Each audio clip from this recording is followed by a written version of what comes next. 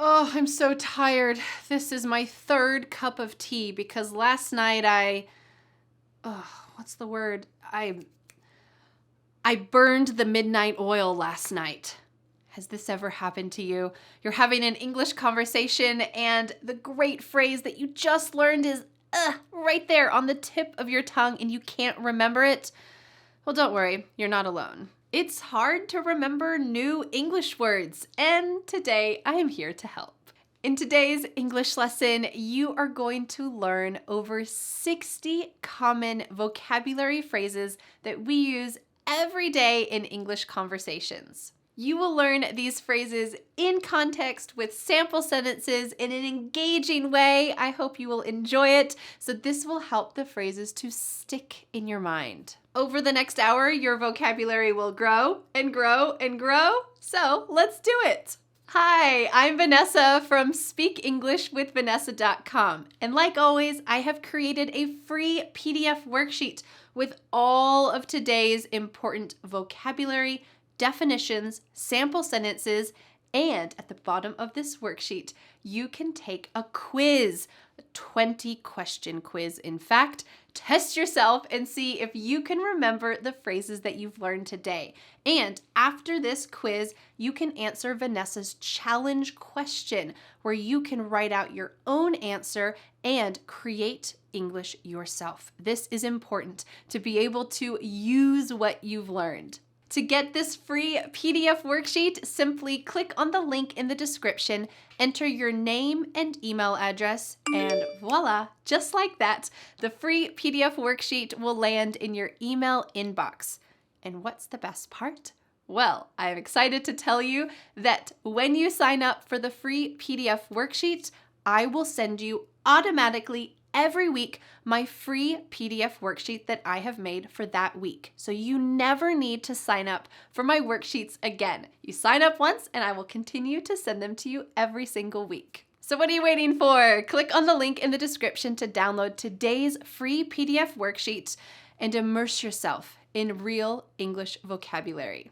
All right, let's get started. The first lesson today includes important phrases that my husband Dan and I used in our real conversation together. Let's start this lesson. Strap on your English vocabulary helmets and let's go. Our first real life English phrase is, there's no place like it. Have you ever visited somewhere that felt so unique and so special? Nothing else compared to that place. Well, you might use this phrase, there's no place like it.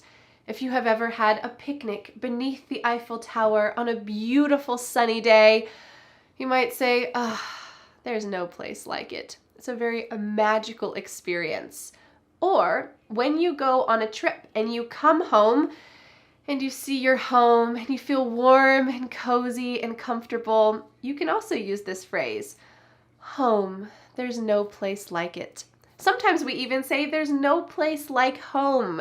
If you have ever seen the famous movie The Wizard of Oz, this is a phrase that the character Dorothy says, there's no place like home. And when she says it multiple times and taps her feet, she can go home. There's no place like home. There's no place like home. All right, let's watch how this was used in the original clip. Dan is talking about New York City, and he is explaining that really, there is no place like it. New York City is a very unique, multicultural city, and it's certainly unique in the US. There's no place like it. Let's watch that original clip so that you can see how it was used in our conversation. When you're in America, if you've never been to New York before, it feels like a different country because there's really no place like it. And there's just like so much diversity and action going on there. So, but that's a bit of a cheat. The real first place I traveled abroad was Costa Rica. The second real life English phrase is to cater to someone. What if I told you this? This YouTube channel caters to English learners. Well, I am making something special that someone needs. You, hopefully. This is something that someone needs. I make these lessons to cater to English learners. If you're a native English speaker, you're probably not going to watch this, and that's okay. So in the conversation with Dan, he was talking about visiting Costa Rica. And the first time that he visited Costa Rica on a school trip, they visited some resorts. And he was saying, you know what? These are not real cultural Costa Rican places. These places, these resorts, cater to a Western audience, or they at least cater to tourists. They are made specifically for tourists. They are not made for local people to go to, and thus it's not a really authentic experience, but it's still an experience, right? All right, let's see how to cater to someone was used in the original conversation. It wasn't a very cultural experience, I don't think. It was a very nature-based experience. Yeah, even though there was a sprinkling of that every now and then, but I remember we went to resorts and stuff, so those places are really catering to let's say the Western audience. Yeah. So it didn't really feel as legit as some of the other travels I've done abroad later in life. The third real-life English expression is a position of privilege. You might have heard this word privilege used before, but I'd like to introduce you to this full phrase because it's useful to use full phrases and it's an easier way to remember the grammar of how things are put together. A position of privilege. What if I said this to you?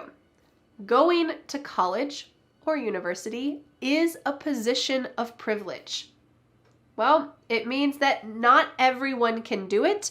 It's expensive. You need to have the right living conditions. You need to live in the right place where you can go to college or university. You need to have support probably from your family. This is a position of privilege. So this expression is talking about where someone has an advantage that someone else does not have, an advantage or an opportunity. And that's how we used it in the conversation with Dan. We said traveling abroad is a position of privilege. You have to have money. You have to have a job that's willing to give you time off. You have to have a lot of things to be able to travel abroad, especially in the US, because traveling abroad usually means you have to go far away and it's expensive, takes a long time. So I was acknowledging a lot of Americans don't travel abroad for some very valid reasons. It's a position of privilege. You should be grateful that you get to travel abroad. If you get to travel abroad, because a lot of people never get that experience. You should be grateful for it and thankful for it. All right, let's watch how this was used in the original conversation. I want to know, do you think it's true that most Americans don't travel abroad? Because it is definitely a position of privilege. You have to have money, you have to have connections, all of this to be able to travel abroad, no matter what country you live in, but it's kind of a stereotype, right? Americans don't travel to other countries. Yeah, it's a stereotype, and I think it's generally true. The fourth important real-life English expression is I cannot imagine. Notice the emphasis here. Let me give you a sample sentence. I cannot imagine sending my 7-year-old son to go work in a mine. Well, this was something that was pretty common a little over 100 years ago, maybe less than 100 years ago, that children, when they turned 7 years old, would go work in a mine. Ugh, my son is 7. I cannot imagine sending him to go work in a mine. This is beyond my imagination, and I'm really grateful that that's not part of my daily reality. And here I could have said, I can't imagine sending my son to go work in a mine. But instead I used the full phrase, I cannot imagine, because I'm really emphasizing. I want you to hear the word not so clearly that you are guaranteed to understand what I'm saying. So in this phrase, we often do say that full word, cannot. I cannot imagine. And in the conversation with Dan, we were talking about cultural differences between the US and France. We were talking about how in France, it's common to give a kiss on both cheeks when you greet someone. And in the US, this would never happen. Our faces are so private. We just don't get close to each other's faces like that. So I said, I cannot imagine that happening in the US. I think there's a lot of fun cultural differences like this that if you imagine that happening in your home country, it would just be shocking, right? All right, let's watch how this was used in the original conversation. I was introduced to every person, like 30 people in the room, a bisu to every single person. Mwah, mwah, mwah, mwah, mwah, mwah, to each person. I just remember thinking, I cannot imagine this happening in the US. It's very American too. The French, they're mad. That's a stereotype. And for me, I got used to it because it was so common. The fifth important daily life expression that we used in our conversation was faux pas. Note the pronunciation here, faux pas. We don't say folks pass. Instead, this is a French word and we're going to say it in the French style, slightly English style as well. We're going to say faux pas, faux pas. Take a look at this sentence. Wearing white to a wedding in the US is a faux pas unless you're the bride. If I got invited to someone's wedding and I wore a white dress to that wedding, that is unacceptable. It is taboo. It is a faux pas. And these are things that are important to learn when you're traveling to another country. What are the biggest faux pas? You don't want to be rude in another country when you're visiting, so it's good to learn a little bit about the culture so that you can avoid faux pas. In the conversation with Dan, we were talking about mistakes and embarrassing things that we have done abroad. And one of the things that we mentioned was at a restaurant one time when we first moved to South Korea, Dan asked for a fork and knife. This was before we got comfortable, I guess, using chopsticks, and he made a faux pas. He asked for a fork when really everyone else was using chopsticks. And within a couple weeks, he was a master at using chopsticks, but he made a faux pas. We sometimes use it with the verb to make. I made a faux pas and I asked for a fork. Silly, silly me. All right, let's see how this was used in the original conversation. That reminds me of when we went to a restaurant in Korea. I don't know if this counts, but you don't really eat stuff with forks and knives, but we definitely asked for forks and knives for something. I don't remember what it was, but that's definitely a classic American faux pas to be like, hey, can I have a fork and a knife over here? The sixth important daily life English expression is, I must say, notice that tone of voice. We're going to be shifting perspectives here. So what if I said this to you? I don't usually like war movies, but I must say I liked that one. Well, I'm comparing my usual perspective. I usually don't like war movies, but I must say, here's the surprising fact, I liked that one. Well, in the conversation with Dan, we were talking about using forks and chopsticks, and I was interjecting. Dan asked for a fork. It was a faux pas. We weren't very good at using chopsticks at the beginning, but I must say we got really good at using chopsticks. So I was trying to encourage us that we didn't just always make social faux pas. We did actually learn how to use chopsticks. There's another phrase, maybe this is like a bonus, that we sometimes use that means the exact same thing, and it is, I gotta admit. I gotta admit, we got pretty good at using chopsticks.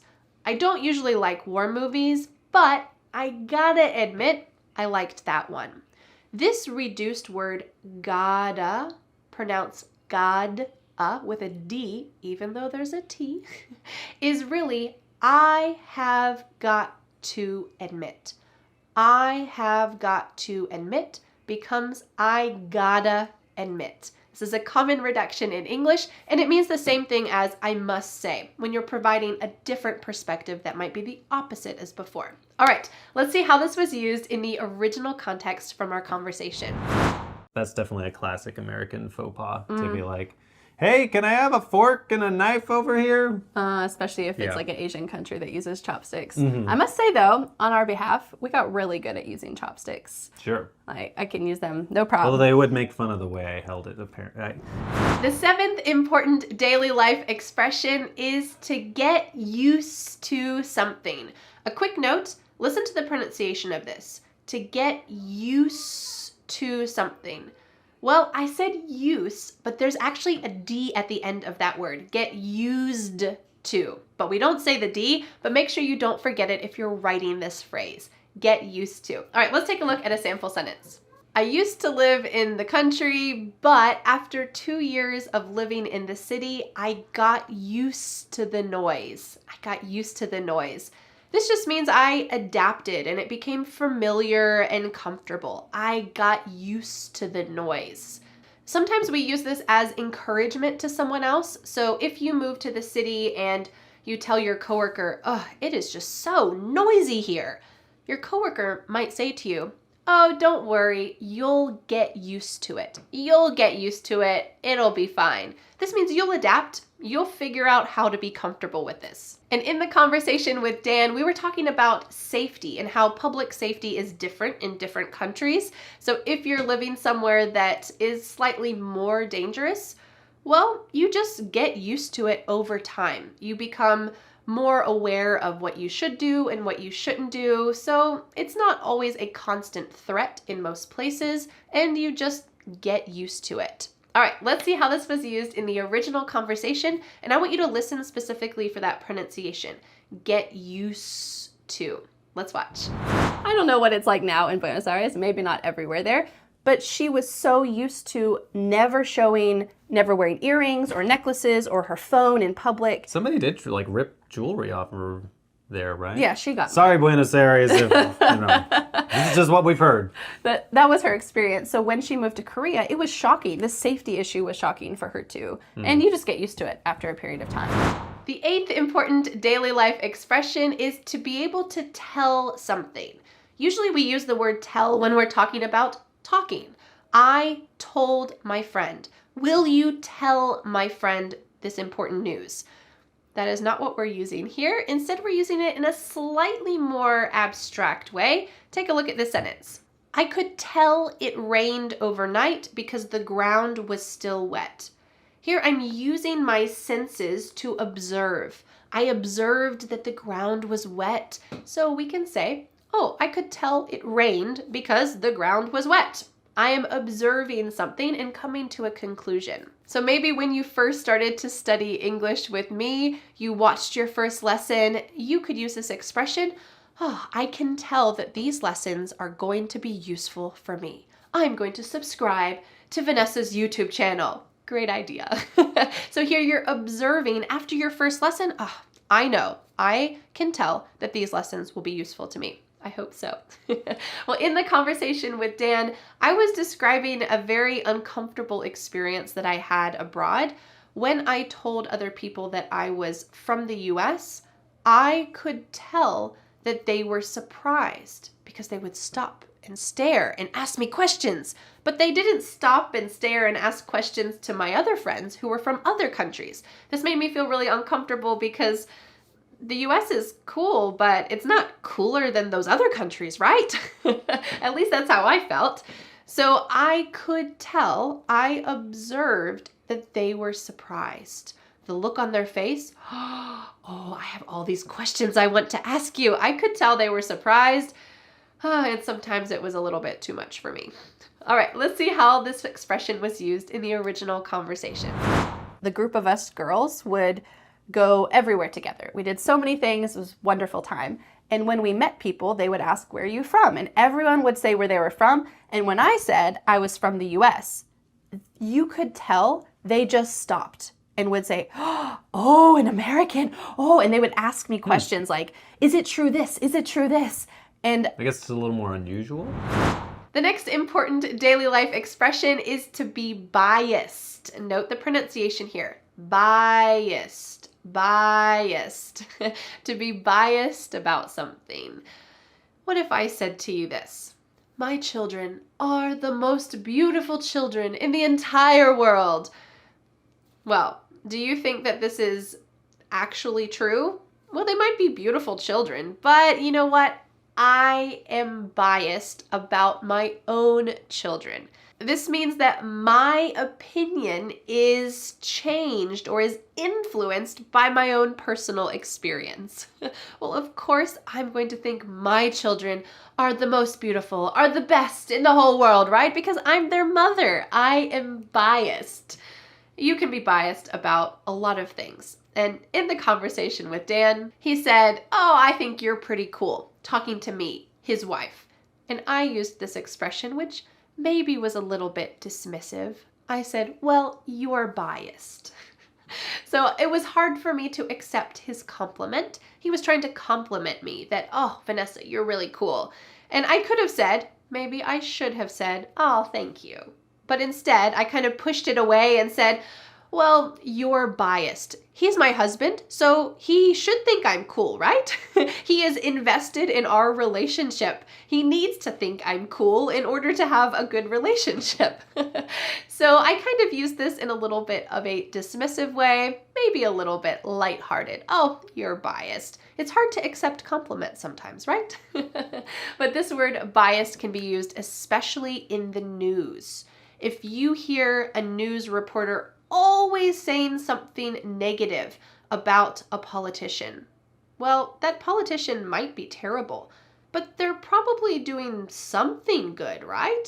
And if they never report those good things and always report those bad things, they are biased against that politician. They are showing a perspective that is only one-sided, not the other side. And that's hard about the news, right? It's hard to find a news source that is not biased. If you find one, let me know. I would love to know. So in this way, we have to look at multiple different news sources in order to get the full picture. All right, let's see how this expression, to be biased, was used in the original conversation when I dismissed Dan's compliment. Let's watch. There are Americans that travel, but I don't know. I felt so embarrassed by that. Because maybe your age. I wasn't cooler than my friends. I'm just a normal person. You're a little biased here. But it felt so weird to stop the conversation for something like that, especially when my friends are super cool. Why not ask them about their countries? Our 10th expression, which is technically our final expression, but we have a bonus expression after this. Our 10th expression is "no one in their right mind." I love this phrase. So it is saying you would be absolutely crazy if you did this. No one in their right mind would allow a child to drive a car. What does this mean, right mind? We're saying if your brain, your mind, is working correctly, you wouldn't do that. You would not allow a child to drive a car. You are not in your right mind, is the phrase we use. No one in their right mind would allow a child to drive a car. And Dan used this in kind of a lighthearted way. He said that in the US, it's really difficult to walk places. There's a store here and a store here, and maybe you want to go to both stores, and the distance is not very far. You could walk there pretty easily, but no one in their right mind would walk from this store to this store, because there's a huge road between there with no crosswalks, no easy way to get across, and it's extremely dangerous. No one in their right mind would walk from this store to this store. Instead, you have to drive your car. If you visit the US, you will absolutely see this. It's not walkable and walker-friendly, pedestrian-friendly. Instead, you often have to drive from one location to another, even though they're close, because no one in their right mind would try to cross that highway. It's just not safe. All right, let's see how this extreme but also kind of funny phrase was used in the original conversation, and then it is going to be bonus phrase time. Let's go. In America, there's lots of places that they design only for cars, and you can't, like, maybe you could walk there, but nobody in their right mind wants to. And so that's just like all over the place here. But Especially a place like South Korea. It's just so easy to get everywhere. All right, are you ready for our bonus phrase today? Our bonus real life English expression is to be game for something. Is this talking about playing a game? Nope. Check out how I used it a couple weeks ago. So Dan and I have a date night every so often. And a couple weeks ago, Dan said to me, oh, there is a new Thai restaurant. This is food from Thailand. A new Thai restaurant that opened up. Do you want to go there for our date at the end of the week? And I said, oh, yes, I'm game for it. This means I'm excited about trying something new.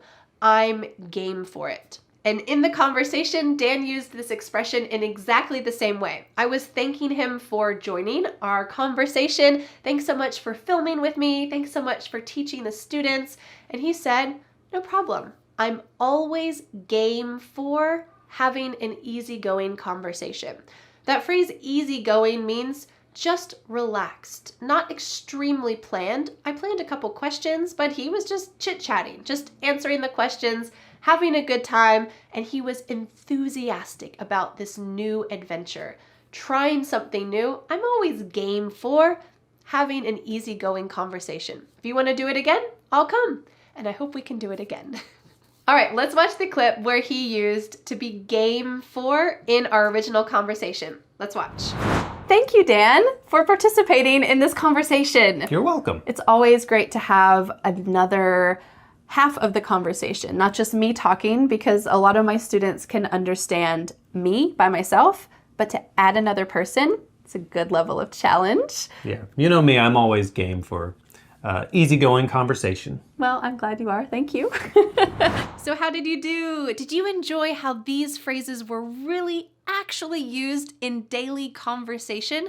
This is important. Don't learn just textbook phrases. Learn how real people speak in real life. The next vocabulary lesson includes 15 phrases that you can use to sound confident when you speak. It's these little phrases that we interject in conversations that really matter. It shows that you are confidently using English.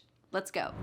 The first phrase for confident English is, I hear you. Take a look at this sentence. I hear you, but maybe there's a better way to handle this without creating more tension. Well, you are acknowledging what the other person said, and you're providing a different perspective. But this phrase, I hear you, is showing that you can confidently assert your opinion in a polite way. I hear you, but what if we come up with a different idea? Great phrase. The second phrase for confident English is, let me tell you. I love using this. Take a look at this sample sentence. Let me tell you, the tacos at that food truck are the best I've ever had. You could just say, those tacos are great. But if you want to level up your English and show that you are confidently telling someone about a great experience you had, you could insert this phrase, let me tell you. You want to get their full attention. Let me tell you, those tacos are the best I've ever had. The third phrase for confident English is one that I use often in my daily life, and that is, fair enough. So my husband Dan works at a school. He's with children all day. It's a busy day. He comes home. We have 3 children. It's a busy home. And then at the end of the day, if I say to him, hey, do you want to go out and do something else? He might say to me, I am just so tired. I don't want to do anything else. I can use this phrase. Fair enough. Let's just stay at home. Fair enough. It means I understand where you're coming from. Fair enough. Let's just stay home. Phrase number 4 for confident English is somewhat similar. That makes sense. That makes sense. You're acknowledging that what the other person said makes sense. So when Dan comes home after a busy day, he's home with the kids, he's active with them, he's playing with them, he helps with dinner. Oh, he's so tired at the end of the day, and he says, I have no more energy to do anything else. I can say, that makes sense. You've had a long day, and me too. That makes sense. The 5th phrase for confident English is, I appreciate that. I appreciate that you brought me food after I had a new baby. There is nothing nicer than getting a fresh meal after you've had a new baby. And one way to confidently express your gratitude is to say this: "Oh, I appreciate that you brought me food after I had a new baby. I needed that so bad. Thank you." Do you see how these short little phrases are helping you to assert yourself, to share your opinion, whether it's positive or negative or thankful, and you're able to really express yourself better with these phrases? Let's go on to the next one. The sixth phrase for confident English is "let's get to it." Here you are taking control of the situation. Let's get to it. We've been talking about painting that room for weeks. Let's do it now. This is true. My husband and I are planning on painting our bathroom. I think we're going to paint it kind of an orangey red color, make it nice and bright and exciting. We've been talking about it, but we haven't done it. So if I want to assert myself and be confident, I could say, "let's get to it. We've been talking about it. Let's do it now." The seventh phrase for confident English is a great one. I beg to differ. I beg to differ. Do you know what beg is? Usually that means when you go like this, "oh, please, please, please, please, please, please," you are begging. You are asking for something. But here, when we use this full phrase, "I beg to differ," you are politely and confidently asserting that you have a different opinion. You are not begging someone.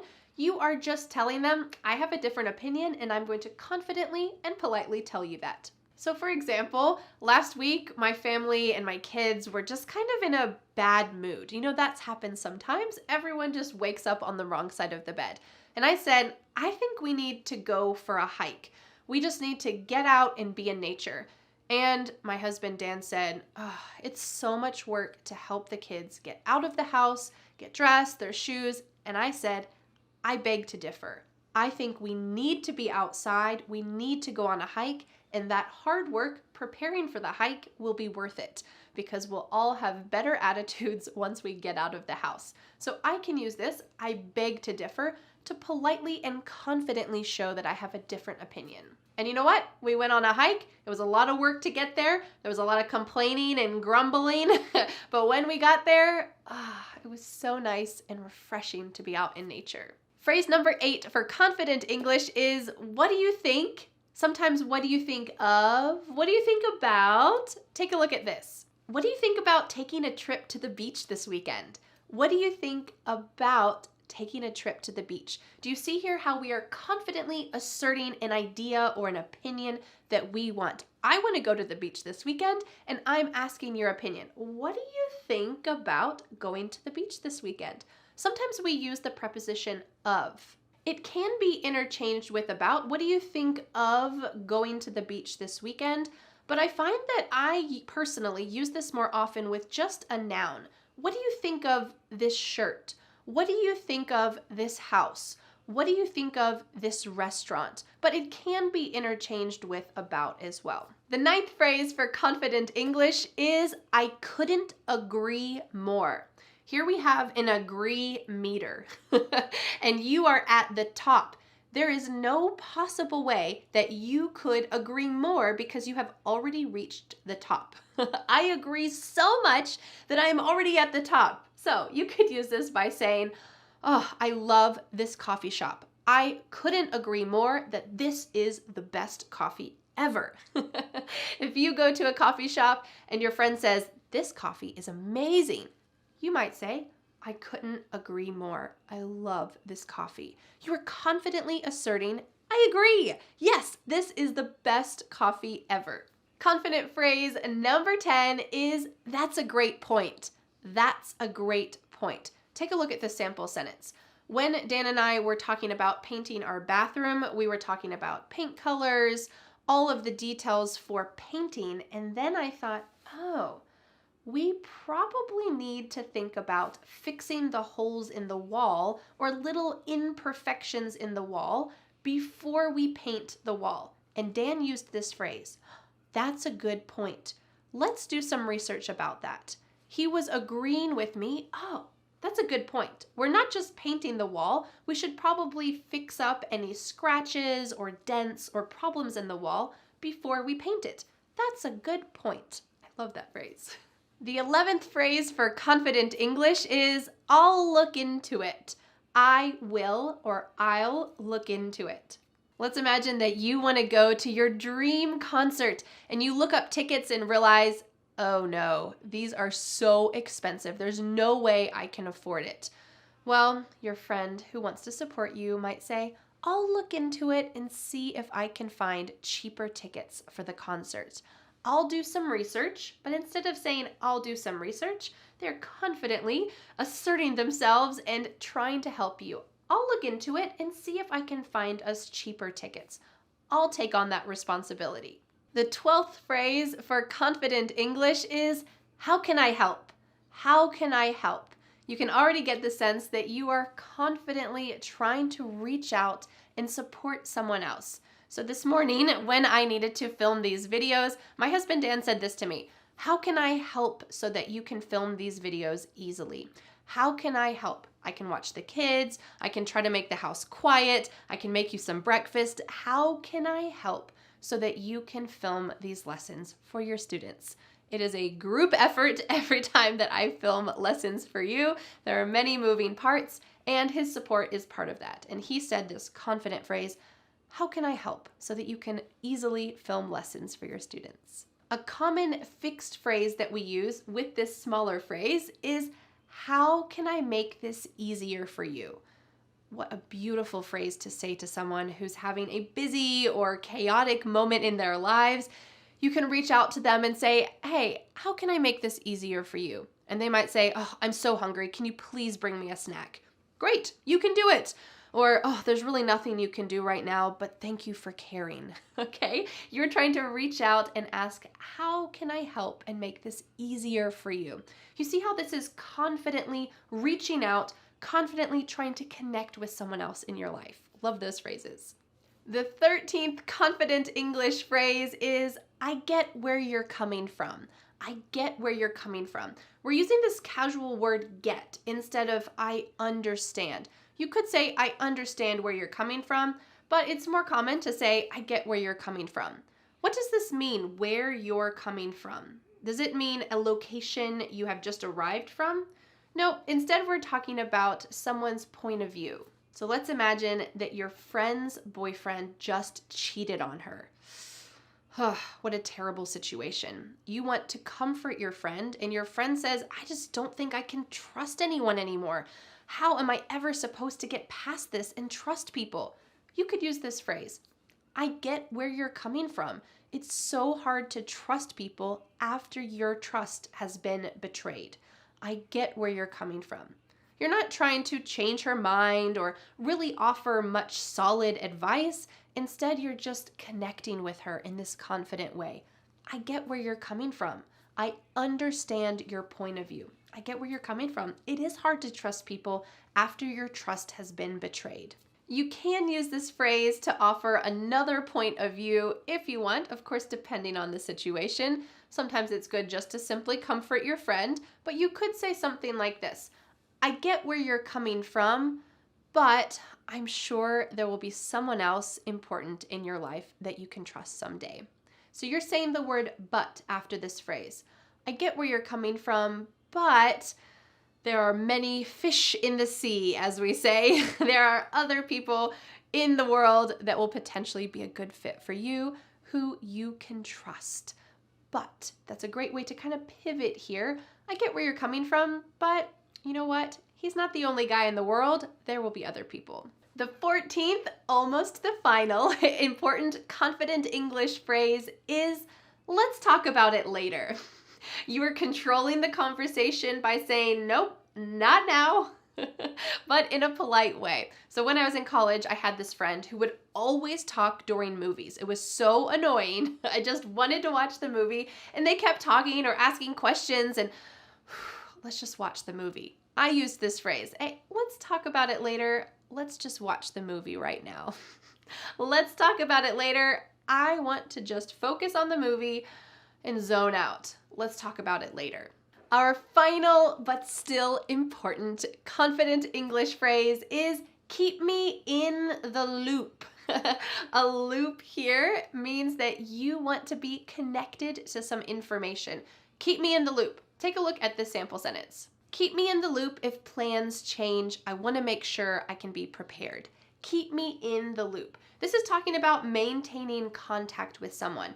And instead of assuming that they'll tell you updates about the plans, you are confidently asserting yourself and saying, hey, keep me in the loop. I want to make sure that you inform me about any changes. Keep me in the loop if there's any changes, and that way I can be prepared. Now, this phrase is a phrase that you can use in daily English conversation. It sounds like it might be formal, but you know what? You can use this in daily life.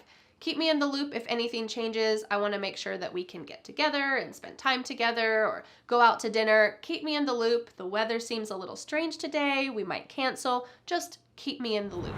Great work learning those confident English phrases. My challenge for you is to take a handful of those, maybe 3, 4, or 5, and try to integrate them into your conversations that you're going to have in your real life. This will help you to feel more confident, but also to express yourself accurately, because that's the goal when you have conversations, right? All right, let's go on to our next lesson where you are going to learn some common English idioms. Some of these idioms are intermediate and some are advanced. This will help you to level up your vocabulary. And what are idioms? Well, you're about to find out. Let's watch. Let's get started with the first common English idiom that is the intermediate level, and that is hands down. Hands down? Am I really putting my hands down? No, this is a figurative expression or a figurative idiom. Let me give you a sample sentence. This is hands down the best burger restaurant I have ever been to. Do you think that burger restaurant is just okay? No way. That is the best, absolutely, without a doubt, the best burger restaurant I've ever been to. And that's what this expression means, hands down. It means definitely, absolutely the best place I have ever been. Important common idiom number 2 is right off the bat. If you have ever watched baseball, you know that they hit with a bat. Take a look at this example sentence. When you move to a new city, you cannot expect to make friends right off the bat. Yep, people don't just come to you and say, oh, I saw you were new. Can you be my friend? Do you want to come over this weekend? No, it takes time to get to know people, especially in a new city or a big city. So this expression right off the bat means immediately. You cannot expect to make new friends immediately. Common intermediate idiom number 3 is in a rush. Take a look at the sample sentence. It's better to leave your house early so that you're not in a rush on your way to work. Have you ever been late to work? I have, and it's so embarrassing, so frustrating. You feel so bad. Everyone else is kind of annoyed at you, depending on your workplace. So it's better to leave early so that you're not in a rush. This expression simply means in a hurry, and we can interchange those two, but in my personal experience, I use in a rush more than in a hurry, but really they both mean the same thing. Common English idiom number 4 is at the last minute. I found my plane tickets at the last minute. Have you ever gone to the airport? You've gone through security, you've dropped off your bags, you're waiting in line to get on the plane, and they ask for your tickets, and you can't find them, and then you find them just at the last minute. This expression is similar to saying just in time. Phew, they almost didn't let me on the plane. I found them at the last minute, but I successfully got on the plane and I could rest easy. Whew. Common intermediate English idiom number 5 is in over my head. Take a look at this sentence. I realized that I was in over my head when I bought the old house that had too many issues. Have you ever done this? You started a project and you were excited, and then you got into it and realized, oh no, this is way harder than I expected. Well, if you bought an old house that had too many things to fix up, you would definitely be in over your head. And that just means overwhelmed with too much to do. You kind of feel almost out of control. Notice here, quick grammar note, that the possessive pronoun can change depending on who it's referring to. So I said, I was in over my head. If you start a project, you might be in over your head. He is in over his head. You can change that possessive pronoun depending on who you're talking about. Common idiom number 6 is back in the day. Take a look at this sentence. Back in the day, I couldn't look things up on the internet because the internet didn't exist. This fun expression simply means a time that feels like a long time ago in the past. Well, in reality, the internet has been around for a short period of time, but it feels like a long time because it is important, it is indispensable to most of our daily lives nowadays. So it feels like so long ago. It feels like another world when we didn't have the internet. So I can use this expression. Back in the day, we didn't have the internet. But you could also use this expression for an extremely long time ago. So take a look at this sentence. Back in the day, there was no agriculture. Humans were hunter-gatherers. This is absolutely a long time ago. What, more than 10,000 years ago? But you can still use this expression because the idea is that it feels like a long time ago. And both those things are true. It feels like a long time ago that there was no internet, and it definitely feels like a long time ago that humans were hunter-gatherers. Common intermediate English idiom number 7 is all year round. Not around, all year round. Take a look at this. My mother likes to buy Christmas presents for her grandchildren all year round. I think this is the same for every grandmother, right? If she sees a Christmas present that my kids will like, she'll buy it and she'll save it to give to them at Christmas. So she likes to buy presents all year round. This simply means throughout the entire year. So make sure when you use this expression, you don't say all year around, simply all year round. I like to study English all year round. I hope that's true. Expression number 8 is to steer clear. Take a look at this. There's a lot of traffic today. I would steer clear of the downtown area. Well, yes, you are steering your car, but it really doesn't have to do with driving. This just means avoid because there's some kind of problem. In this case, traffic. I would steer clear of the downtown area. But you know what? You can also use this to talk about people, but be careful. You could say, steer clear of the boss today. He's in a bad mood. You don't want to say that in front of him, right? He's in a bad mood. We need to steer clear of him.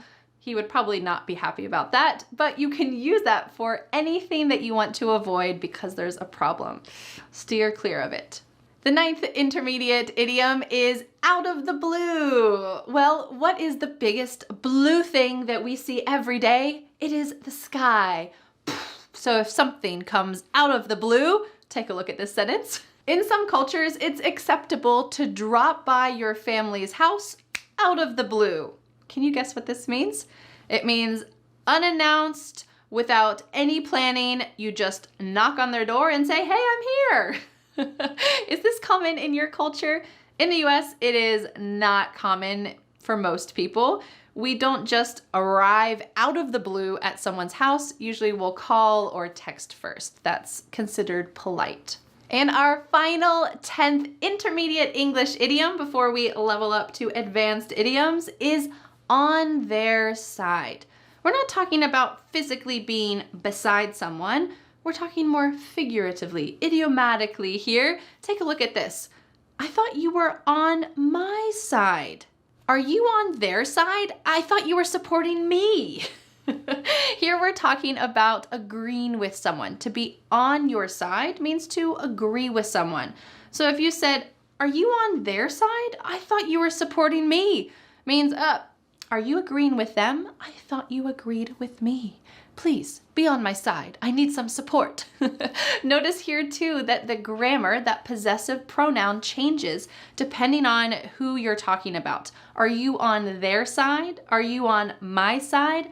I'm on your side. Depending on what you're talking about, you can change that word. All right, are you ready to level up to 10 advanced English idioms that we use all the time in daily conversation? Advanced idiom number 1 is why not something? So take a look at this. If you want to make money playing music, why not set up a stand on the side of the road and start playing? Well, here I am offering a suggestion. Why not play music on the side of the road? Why not study English online? You're presenting a suggestion to someone else using why not. You should try this the next time that you make a suggestion.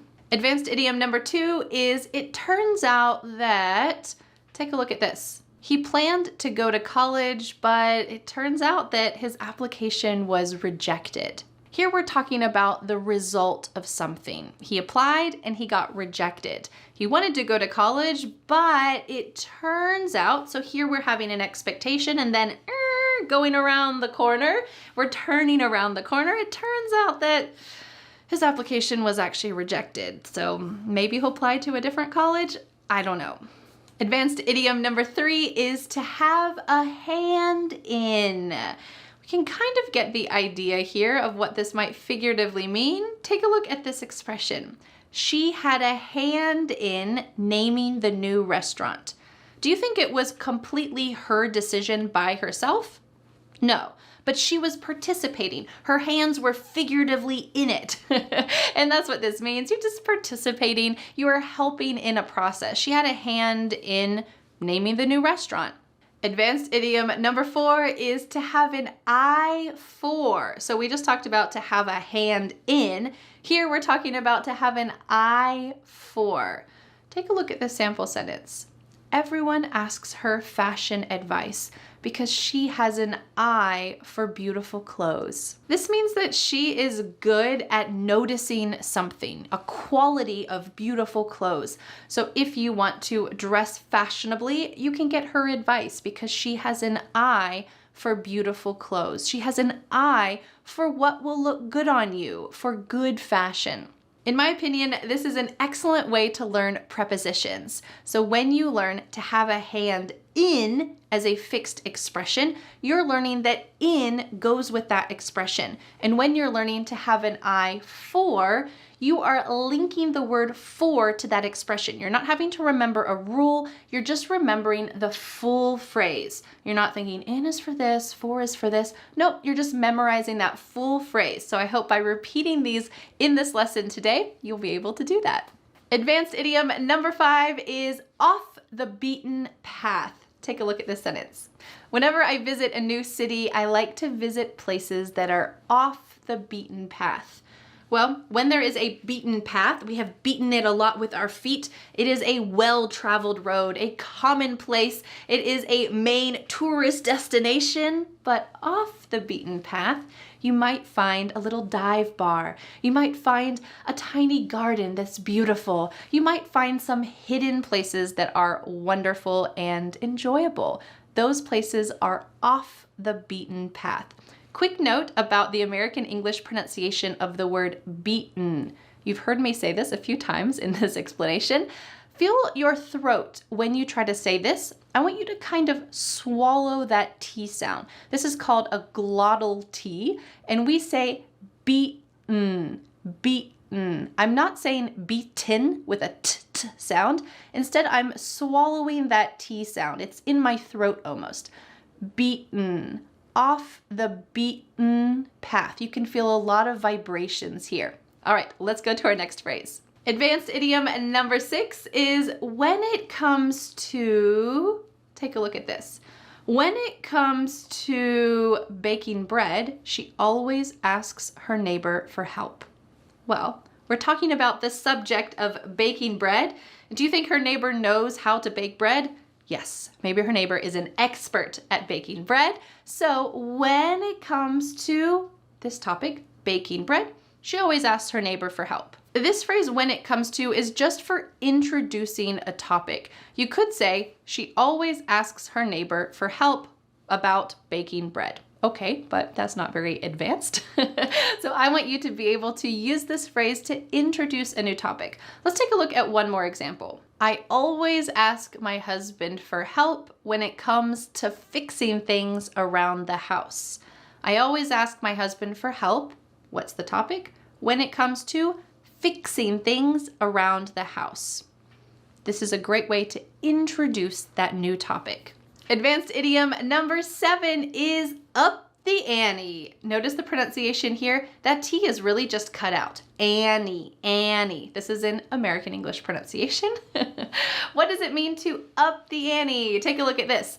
The coach decided to up the ante and add 2 extra exercise days each week. All right, well, probably the team is exercising a lot already. To add 2 extra days is a lot. So here we're kind of leveling up. We're making things more difficult. And that's what to up the ante is talking about. This term originates in betting. When you bet a certain amount of money, if you want to bet more money, you are upping the ante. You're increasing something. And that's kind of how we use it as an idiomatic expression as well. Advanced idiom number 8 is under his breath. Take a look at this sentence. After his mother yelled at him, he mumbled something under his breath. Do you think he said something nice and kind under his breath? No. He probably just went, oh, I'm so angry right now.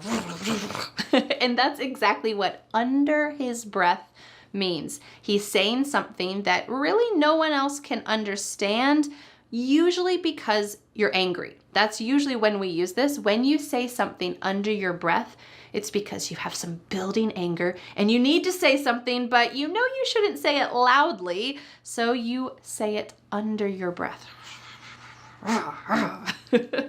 Notice again that the possessive pronoun can change depending on the situation. He mumbled under his breath. I said something under my breath. Did you say something under your breath there? You can change that depending on the situation. Advanced idiom number 9 is to shoot the breeze. Take a look at this. Every Friday we have our neighbors over to play a game and just shoot the breeze. Well, I know this is the US and people have guns, but are we shooting things with guns? No.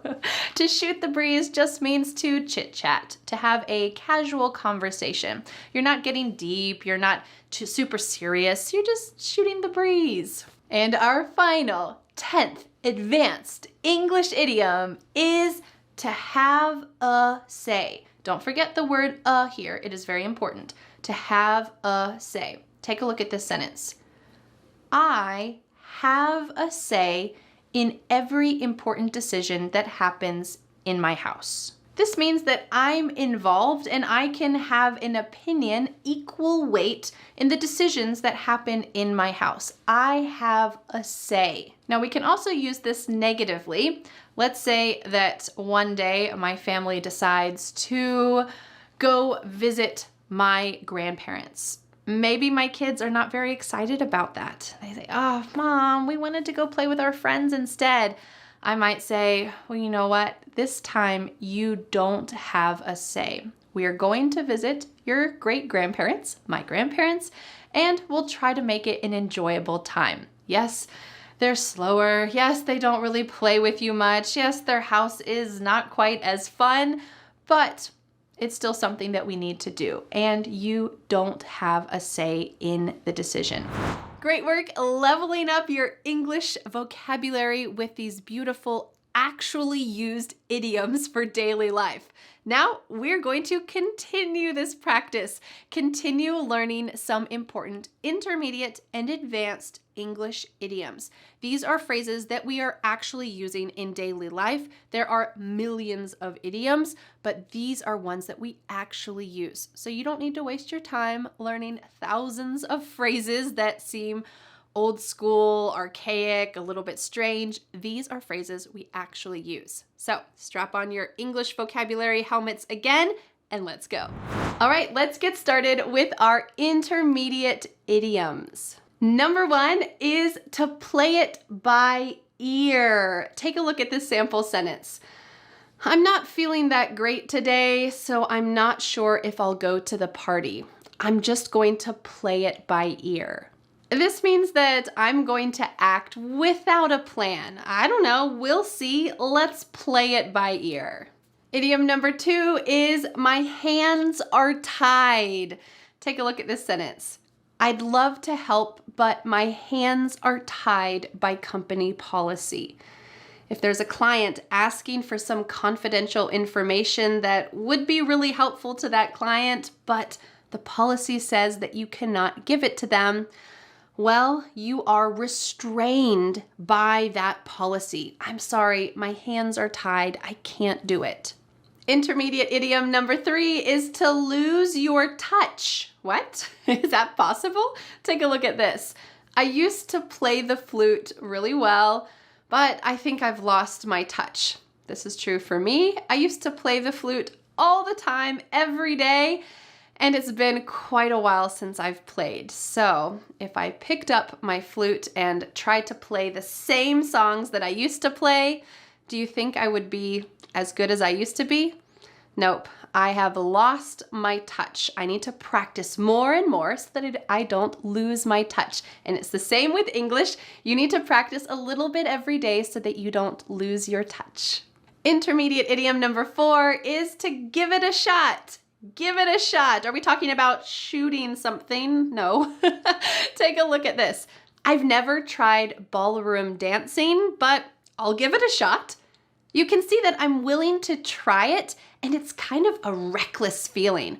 I don't know, maybe it will be terrible. Maybe I'll make a fool of myself, but I'll give it a shot. This is exactly the attitude that you need when you are in an uncomfortable English situation. If you need to explain something to someone and you're not exactly sure what to say, if you see a lost tourist and you feel like you should help them, well, you might make a fool of yourself. It's true, but what's the worst that could happen? Give it a shot. Try to help. Intermediate idiom number 5 is piece of cake. Now, this is one that is commonly taught in textbooks, in the classroom, as just to mean something easy. The test was a piece of cake. But this is true, but in daily life, we are more likely to use it with a certain attitude. So, if I took a test and you said, Vanessa, how'd the test go? I would say, piece of cake, piece of cake. With this attitude of, it was no big deal. Piece of cake, piece of cake. This is the most common way that we use this idiom in daily life. It means easy, but you have to use it with this blasé attitude. Piece of cake. Intermediate idiom number 6 is to hit the nail on the head. Take a look at this.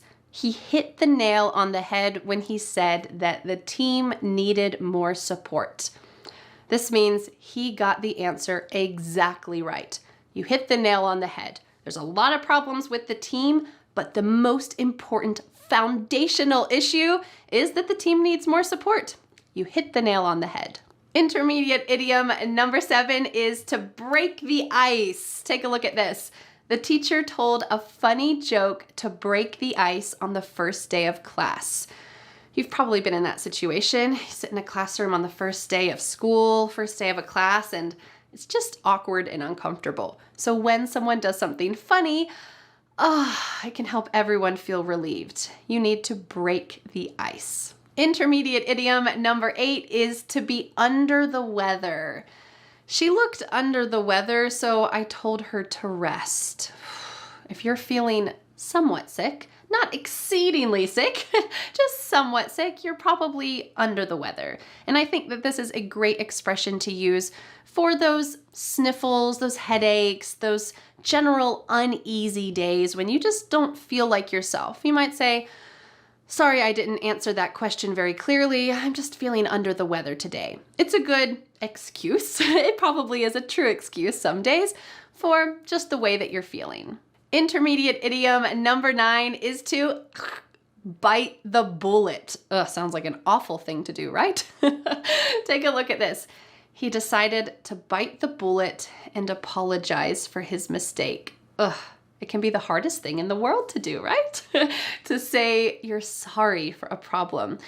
And that's the essence here. When you bite the bullet, you're doing something really difficult. Something maybe that has been weighing on you. Oh, I should do that.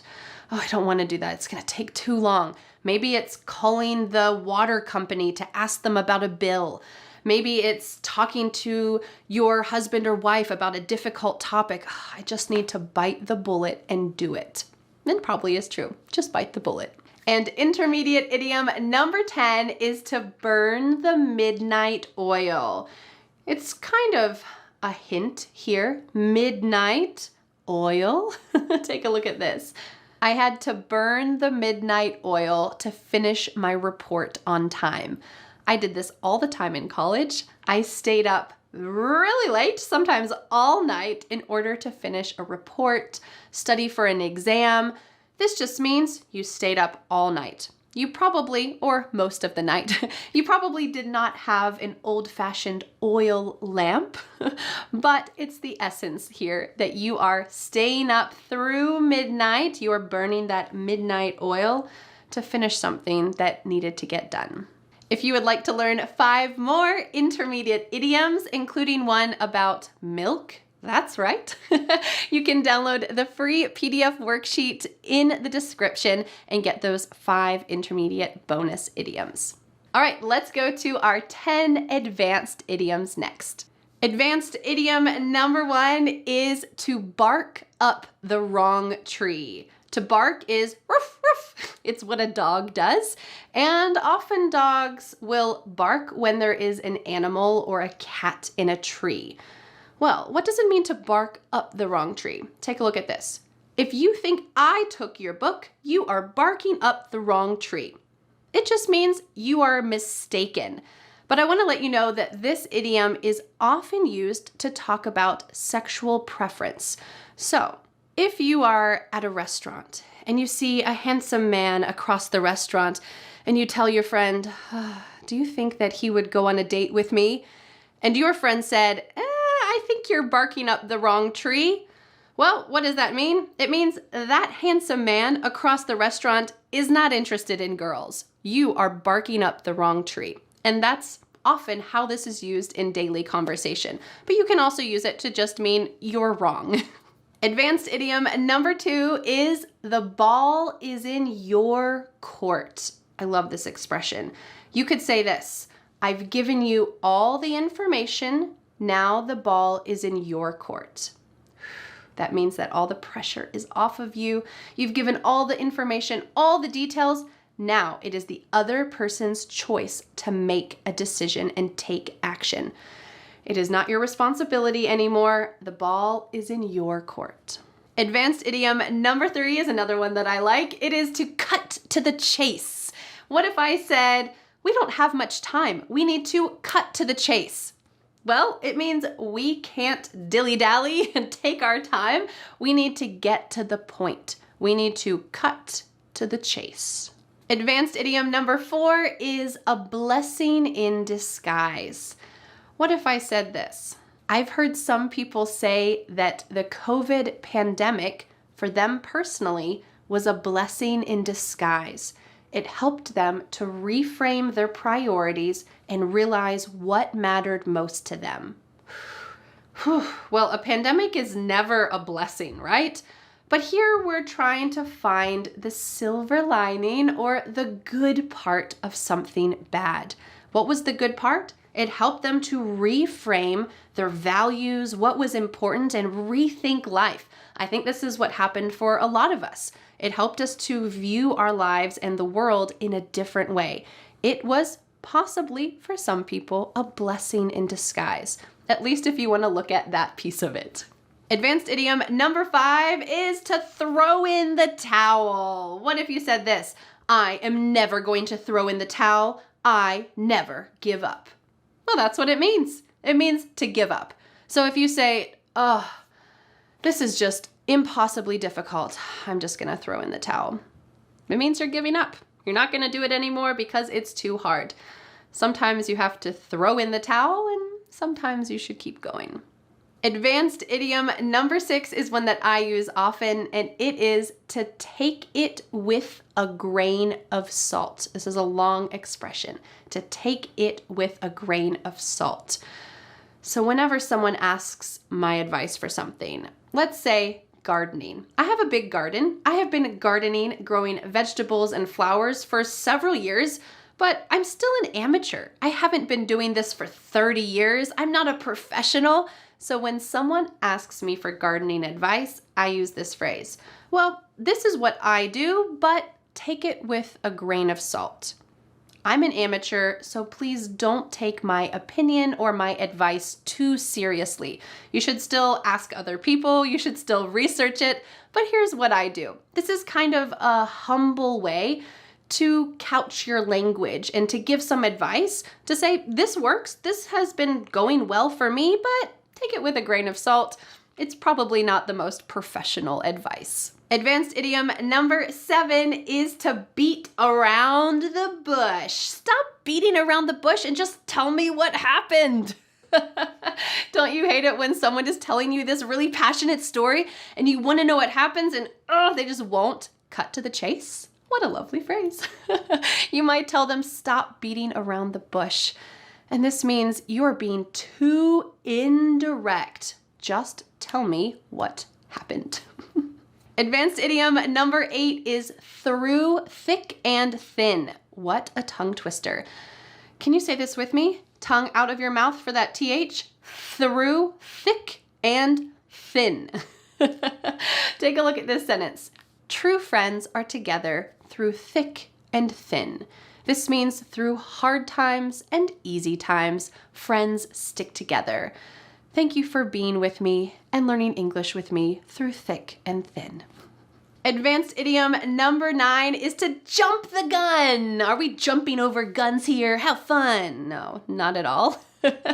Take a look at this. I jumped the gun and quit my job before getting a new one. Ugh. Here you can see I did something too quickly. I did it prematurely before I should have. It's not a good idea to quit your job unless you have another job lined up. So we could use this phrase, I jumped the gun. I quit my job too early. Don't do that. And advanced idiom number 10 is to fly off the handle. We could say she flew off the handle when she saw what a mess her house was. Is this somebody who is calm and collected? Nope. This is someone who is angry, usually suddenly angry. She flew off the handle. What are you doing? Why didn't you clean up? What is this? It's really not the best type of state of being, but it happens to the best of us. Try not to fly off the handle too much, right? Great work! Over the past hour, you have boosted your English vocabulary, and now it's time to take the next step. That is to download the free PDF worksheet that includes everything from this entire vocabulary lesson. Every vocabulary word, every vocabulary phrase, definitions, multiple sample sentences, plus there is a quiz at the bottom of the worksheet so you can test yourself and see if you really understood these phrases, and then you can answer Vanessa's challenge question so that you never forget what you've learned. You can click on the link in the description, enter your name and email address, and voila, just like that, the free PDF worksheet will land in your email inbox. And the best part is every single week, I will automatically send you my free PDF worksheets. You never have to sign up again, just this once. So don't wait, click on the link in the description and get your free PDF worksheet today. It is my gift to you. Well, thank you so much for learning English with me, and I'll see you again next Friday for a new lesson here on my YouTube channel. Bye! But wait, do you want more? I recommend watching this video next, where you will continue to level up your English vocabulary, including how to talk about people that are not very nice. There's a lot of great phrases that you can use. Some are rude and some are more polite. So I'll see you in that video to find out.